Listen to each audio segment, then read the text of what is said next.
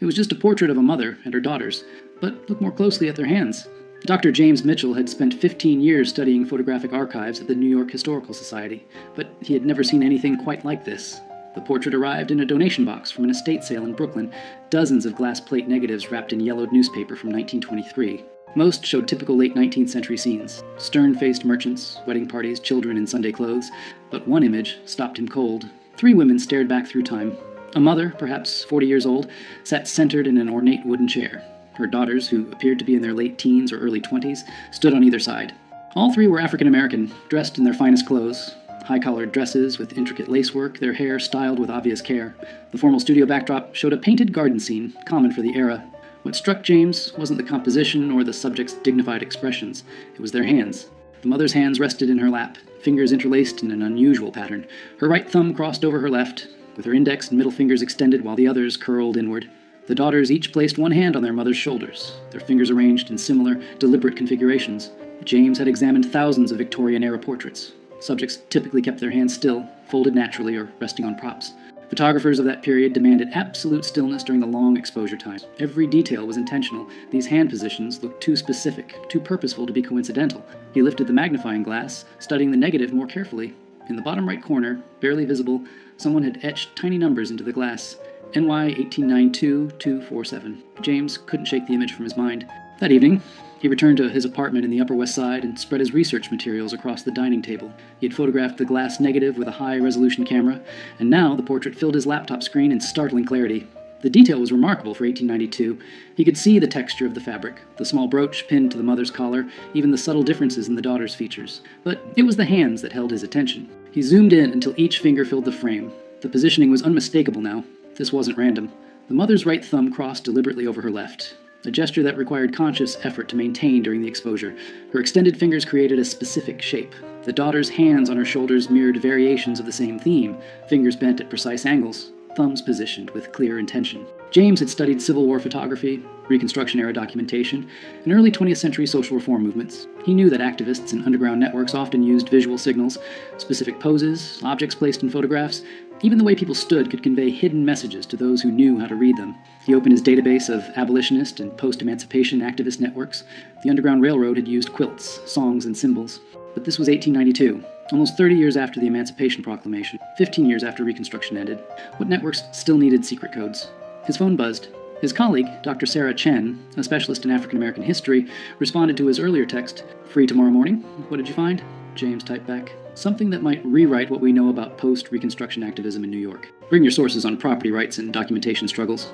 Sarah arrived at the Historical Society at 9 sharp, carrying a worn leather satchel filled with research materials. James had the portrait projected on the wall of the research room, larger than life. The 3 women gazed down at them with quiet dignity. "Look at their hands," James said, pointing with a laser pointer. Every finger positioned deliberately. Sarah approached the projection, her eyes narrowing. She set down her bag and pulled out a thick folder. After Reconstruction collapsed in 1877, African American families in the North faced a different kind of battle. Not slavery, but systematic exclusion.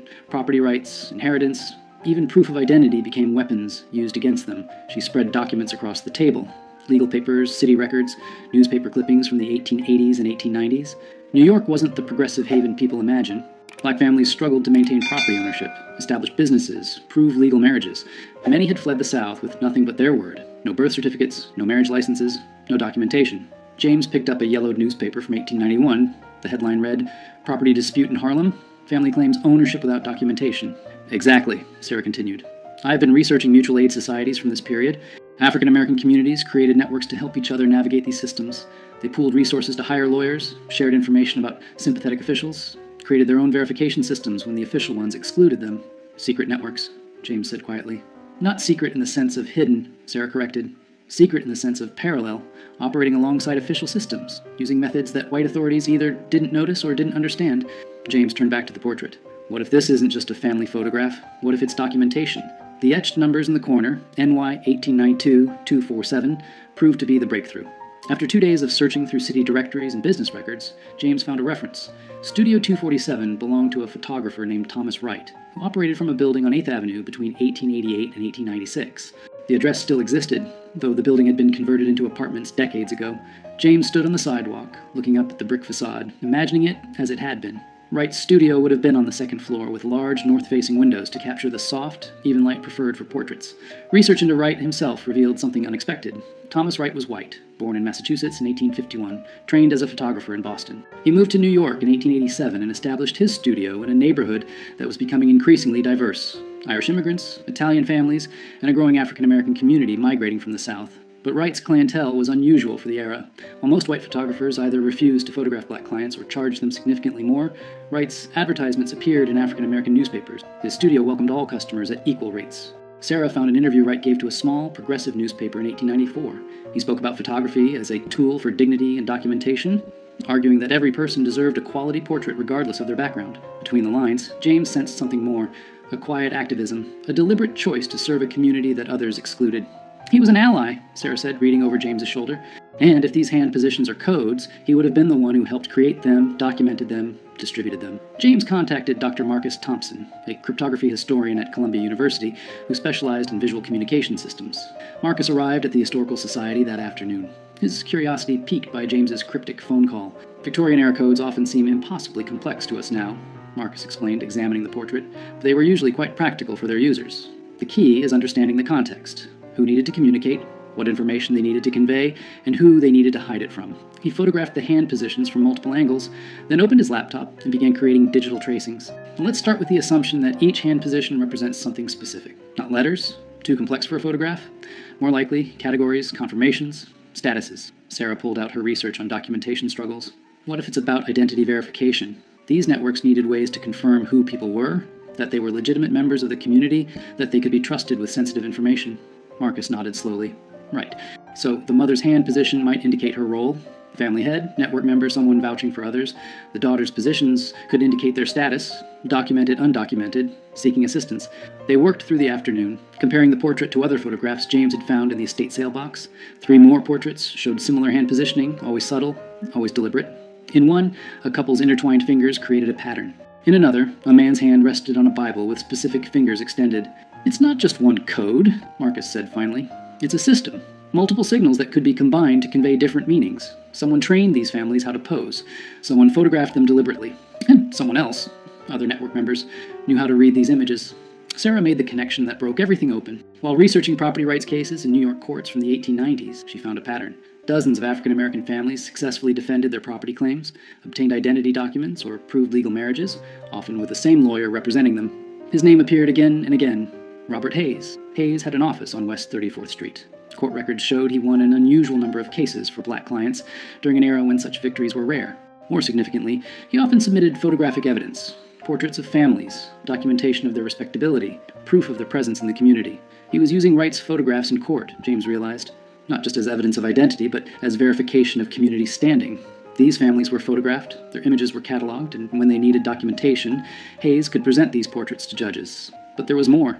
In Hayes' archived case files at the New York Public Library, Sarah found letters, correspondence between Hayes and other activists, teachers, ministers, business owners, discussing verification protocols and community documentation systems. One letter, dated March 1893, was particularly revealing. Hayes wrote to a minister in Brooklyn, "We have expanded our photographic documentation to include 73 families. Mr. Wright continues to provide his services at minimal cost. The hand positioning system allows us to encode essential information that can be verified later. Each portrait serves as both dignified representation and practical identification." James sat back, stunned. They built an entire parallel documentation system. When official channels failed these families, they created their own. And they hid it in plain sight, Sarah added. These portraits looked like ordinary family photographs. No one examining them casually would see anything unusual. But to network members who knew the code, each portrait contained vital information. With the network's structure emerging, James became obsessed with identifying the 3 women in the original portrait. The estate sale had come from a brownstone in Bedford-Stuyvesant, Brooklyn, a neighborhood with deep African-American roots. The Historical Society's donor records provided the seller's name, Patricia Johnson, who had inherited the property from her grandmother. James called Patricia that evening. She was 72 years old, sharp-voiced, and initially skeptical of his interest in old family photographs. But when he described the portrait in detail, her tone changed. "My great-grandmother," she said quietly. "That's Eleanor. Eleanor Morrison. The daughters would be my grandmother, Ruth, and her sister Grace. Can you tell me about them?" James asked. Patricia was silent for a moment. "Eleanor was born enslaved in Virginia. Came north after the war with Ruth, who was just a baby. Grace was born here in New York. Eleanor worked as a seamstress. She was known for her skill with lace and fine embroidery, supported the family that way. Did she ever mention being part of any organizations? Community groups? She was involved in her church, Patricia said, and she helped people. That's what my grandmother always said. Eleanor helped families with paperwork, finding housing, connecting with lawyers. She seemed to know everyone, how to navigate every system. James's pulse quickened. Patricia, I think your great-grandmother was part of something significant. A network that helped African-American families document their identities and protect their rights after Reconstruction. Patricia was quiet again. When she spoke, her voice was thick with emotion. I always knew she was special, but we lost so much history. After she died in 1919, the family scattered. My grandmother rarely talked about those early years. With Patricia's permission, James and Sarah began tracing Eleanor Morrison's connections. Church records from Bethel AME Church in Brooklyn showed Eleanor as a member from 1879 until her death. She served on the Ladies' Aid Society, which officially provided charity to needy families. But the meeting minutes revealed something more structured. The society kept careful records of families they assisted, names, ages, circumstances, needs. But certain entries included notations that made no sense in context, numbers and letter codes that seemed arbitrary. Until Sarah realized they corresponded to Thomas Wright's numbering system. They were cross-referencing, she explained to James. The Church Society identified families who needed documentation. Wright photographed them with the appropriate hand codes. Hayes used the photographs in legal proceedings. And the church records kept track of everything, hidden in plain sight within charity work documentation. James found more photographs in Wright's archive. The Historical Society had acquired his entire collection in 1923, after his death, but no one had properly cataloged it. Dozens of portraits showed the hand positioning system. Families photographed between 1890 and 1896. Each image carefully numbered, each one documenting people who had been systematically excluded from official records. They identified other network members. A teacher named Samuel Brooks, who helped families obtain school records for their children. A clerk in the city property office named Mary Chen, who processed deeds and made sure paperwork was properly filed. A minister named Reverend James Washington, who performed marriages and provided certificates when official channels refused. Each person had taken quiet risks, used their position to help, operated within a system designed to exclude the people they served. Together, they had created something powerful, a shadow archive that preserved dignity and protection when official America offered neither. 3 months into their research, James and Sarah organized an exhibition at the Historical Society. They displayed 20 portraits from Wright's collection, each showing the hand positioning system, each accompanied by the story they had uncovered about the family photographed. Patricia Johnson attended, seeing her great-grandmother's portrait properly honored for the first time. She brought her daughter and granddaughter, 4 generations of Eleanor Morrison's descendants, standing before the image that had started everything. But the exhibition's most powerful moment came when other descendants arrived. James and Sarah had located families connected to 12 of the photographed individuals.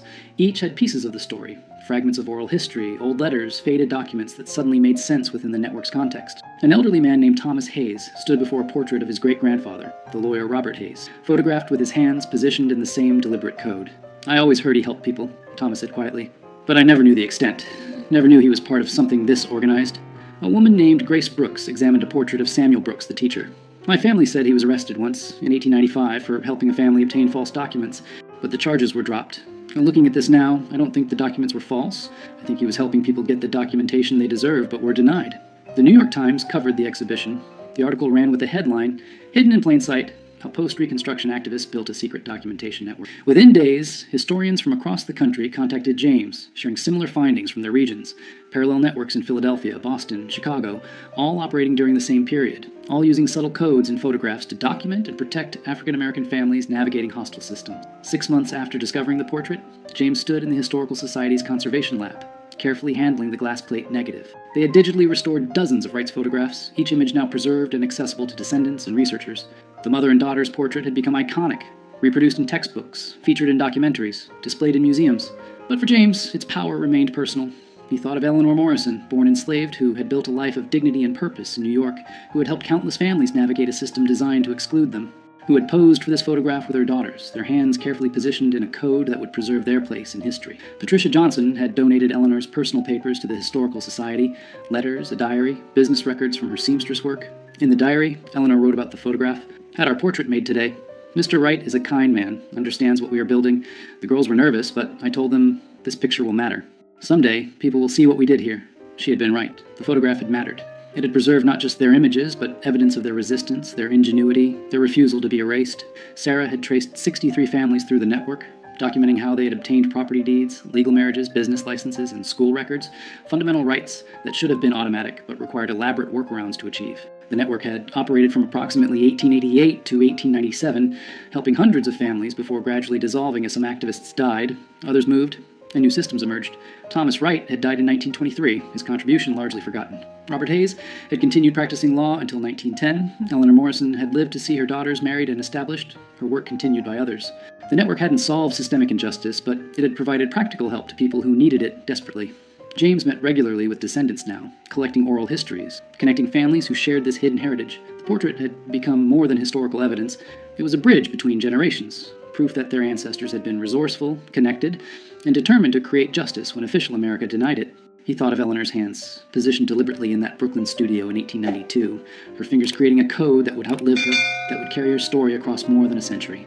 In the end, the simplest gestures could hold the most profound truths. Sometimes, you just needed to look closely enough to see them.